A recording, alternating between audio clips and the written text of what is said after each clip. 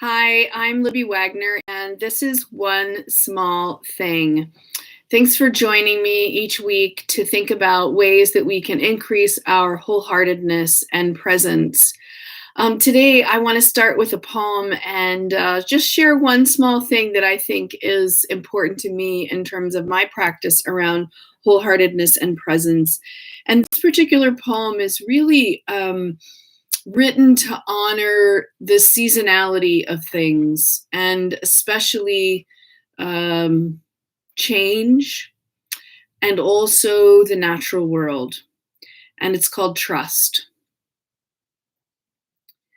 I have not yet climbed to the summit, but I know the weight of the pack on my hips, focusing on one step, then another, then another.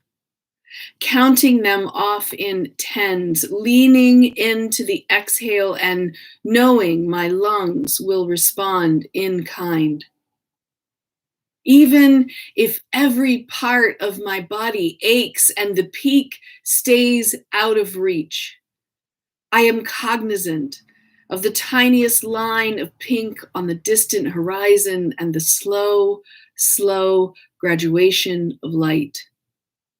Even now, the mountaineering atheists trail behind me, so lost in their sad short sightedness that this could be anything less than divine.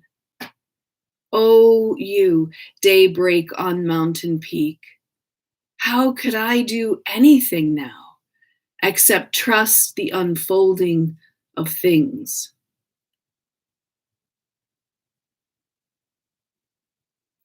I think that when I am struggling or worried or concerned or anxious about anything, it could be the smallest of things or it could be something really large. I find comfort in knowing that the sun rises without my permission, without my influence, without my doing. I think that being right now, this is being filmed in a time of spring and eventually early summer, and things are blooming and budding and buzzing and growing. And, only a few months ago, those branches were bare and those leaves were invisible. I live in a place where it's cloudy many, many days of the year, and yet the mountains are out there. And that's how we talk about it. We say the mountains are out today because we can see them.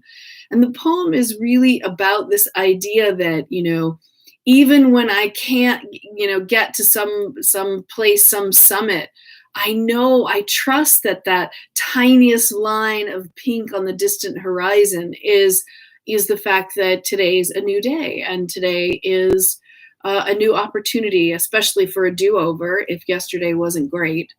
And this is one small thing that I can do is to connect myself to the natural world, to the natural seasonality and cyclical nature of things, and to remind myself that summer follows spring, which is then followed by fall and winter, and that I don't know if there's a reason for those things, but there's a reason for them in my life. And that helps me trust. It helps me trust the unfolding of things, trust my capability, my agencies, my ability to respond. So, for one small thing today, what can you notice in your surroundings, no matter what hemisphere in which you reside? And how can you trust the unfolding of things?